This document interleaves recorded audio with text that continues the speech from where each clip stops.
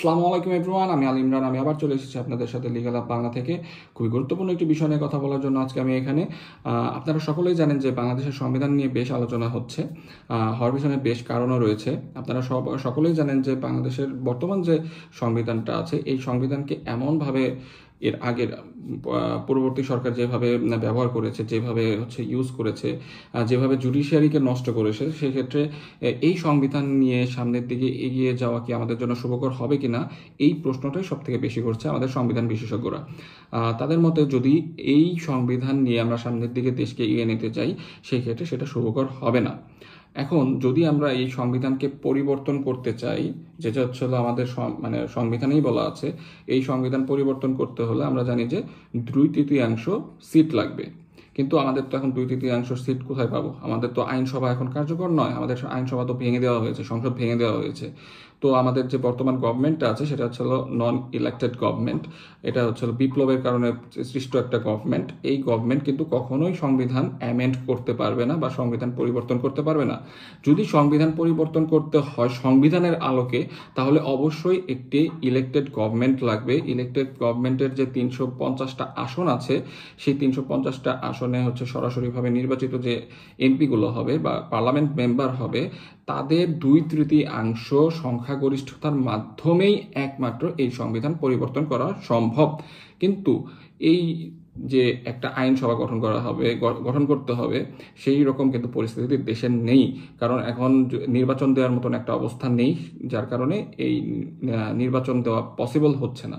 আরও কিছু কারণ দেখানো হয়েছে। অনেকে বলতেছে যে যদি 300 আসনেও মেজরিটি নিয়েও কোনো দল আসে, সেই ক্ষেত্রেও এই সংবিধান ওই 2/3 ভাবে যেভাবে অ্যামেন্ড করতে চাচ্ছে, সেই অ্যামেন্ড করেও কোনো লাভ হবে না। কারণ ইতিমধ্যে 17 বার আমাদের বর্তমান যে সংবিধান আছে সেটাকে অ্যামেন্ড করা হয়ে গেছে, সংশোধন করা হয়ে গেছে। এটা একটা সংবিধানকে কত কাটাছেঁড়া করা যায় আমি আসলে নিজেও জানি না। এই বিষয়গুলোই এক্সপার্টরা ফোকাস করেছে বা তীক্ষ্ণভাবে দেখতেছে যে এই বিষয়গুলো।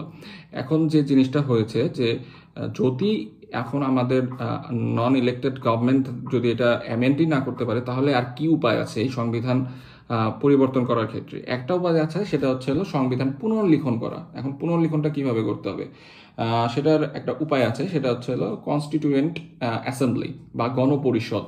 কিন্তু গণপরিষদটা গঠন করতে হবে কিভাবে?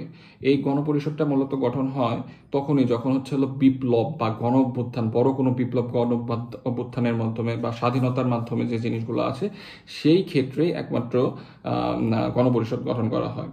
এখন বর্তমানে যে বাংলাদেশের অবস্থা, সেই ক্ষেত্রে কিন্তু আমরা জানি যে একটা বিপ্লবের মাধ্যমেই আমরা একটা স্বাধীনতা পেয়েছি, যেটাই বলা হয় দ্বিতীয় স্বাধীনতা পেয়েছি, একটা বিপ্লবের মাধ্যমে এটা পেয়েছি। আর যদি আমরা পরিষদের কথা ভাবি, সেই ক্ষেত্রে বাংলাদেশে যদি এখন গণপরিষদ গঠন করা হয়, এটা কিন্তু প্রথম হবে না। কারণ আমাদের 1971 সালে মুক্তিযুদ্ধের পরেও কিন্তু গণপরিষদ গঠন করা হয়েছিল বাংলাদেশের কনস্টিটিউশন বা সংবিধান লেখার জন্য। সেই একই রকম ভাবে এখন অনেকটা গণপরিষদটা অনেকটা গণভোটের মতো, যে কিছু মানুষকে নির্বাচিত করা হবে বা জনগণের মাধ্যমে নির্বাচিত বলতে যারা জনগণের কাছে গ্রহণযোগ্যতা আছে, যাদের নিয়ে কোনো কন্ট্রোভার্সি নেই, তাদের মাধ্যমেই, তাদের শিক্ষাগত যোগ্যতার মাধ্যমেই, যারা সংবিধান নিয়ে আসলেই জানেন বুঝেন, এরকম মানুষকে নিয়েই মূলত সব গণপরিষদ গঠন করা হবে। গণপরিষদ গঠন করার পর তারাই আসলে সংবিধান লেখার কাজ বা কার্যকর করার কাজ তারা শুরু করে দেবে। আর এই গণপরিষদের মাধ্যমেই একমাত্র সম্ভব সংবিধানকে পুনর্লিখন করা।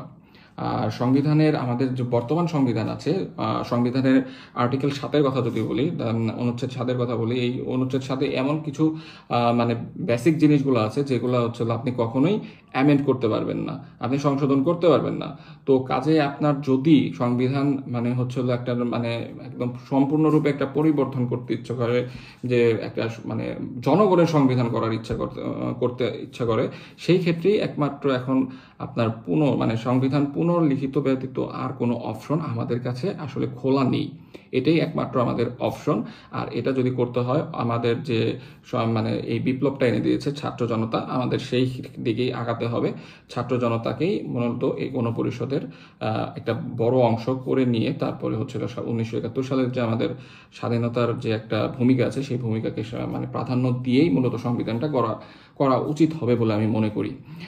যাদের কাছে এই সংবিধান পুনর্লিখন নিয়ে কনফিউশন ছিল, আশা করি আপনাদের কাছে ক্লিয়ার হয়ে গেছে। আর আজ আপনাদের আবারও বলতে চাই আমাদের চ্যানেলকে সাবস্ক্রাইব করার জন্য এবং আমাদের লিগাল আপ বাংলা পেজে লাইক দিয়ে আমাদের পাশে থাকার জন্য। কোনো প্রশ্ন থাকলে অবশ্যই আমাদের কমেন্ট বক্সে প্রশ্ন করতে পারেন, আর যে কোনো প্রশ্ন আমরা উত্তর দিয়ে থাকি খুব তাড়াতাড়ি। আর আমি Ali Imran, sign out from Legal Up Bangla. আসসালামু আলাইকুম।